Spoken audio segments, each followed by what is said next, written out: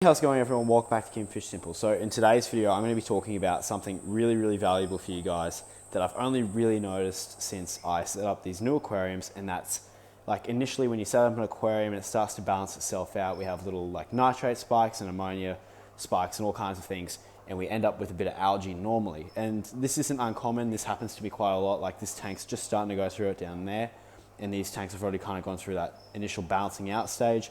But this one had it really bad. I don't know if you guys saw the last couple of videos, but this tank was absolutely coated in algae. So this is a 4-foot long aquarium. It's got my koi angels in there. And by the way, they just bred, and their eggs are over there because I wanted to take the eggs out. Anyways, so this is my koi angelfish aquarium. As you can see, it's pretty good looking. It's all right. Like, it's escaped pretty well. There's a little crebensis in there mucking things up, but there is a ton of algae on the surface. So this algae was looking way worse at the start of the week, and I really didn't know what to do. I didn't want to go in there and scrub it all off because there's so much wood that kind of like hits the surface of the front of the aquarium, and I didn't really want to move that around. And I was thinking of things that I could do. So the first thing I decided to do was to start scrubbing it off. And to be honest, starting to scrub this stuff off was just not working for me at all. It took way too long, and I really couldn't be bothered with working on that. It was just not worth my time to do that.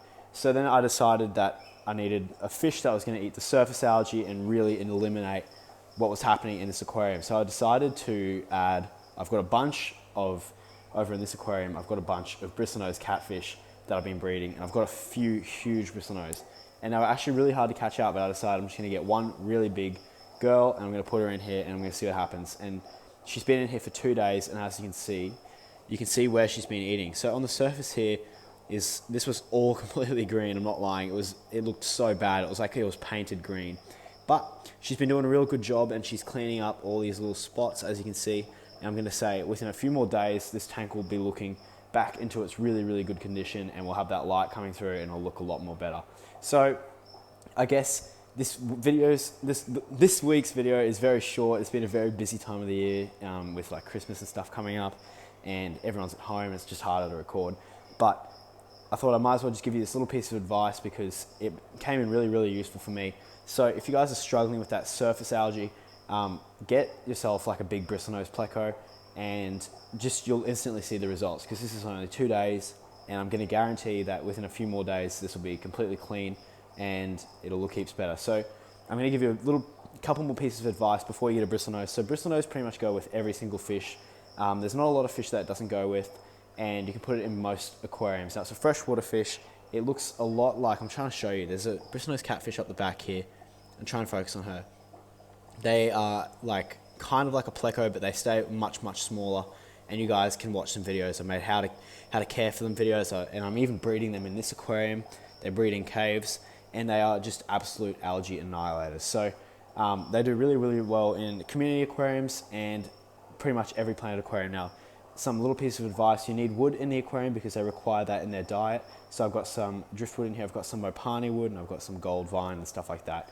And that's pretty much it. These guys are absolute algae killers. But the main mistake a lot of people make, and a lot of people kind of forget, is that they don't eat tropical flakes. So a lot of people, what they do is they'll take these fish home, and they'll think that they can just feed the tank and that the catfish will be all right. And what can happen is after they've eaten all the algae in the aquarium, they actually begin to starve because there's not any food. So you need to feed these guys green beans. I love to feed them canned green beans, as you can see over there, or zucchini, or even just algae wafers, which you can buy commercially from the store, and they'll do absolutely fine on them. But pretty short video this week. I thought I might as well just give you a little bit of information on this, and I hope you guys learned something.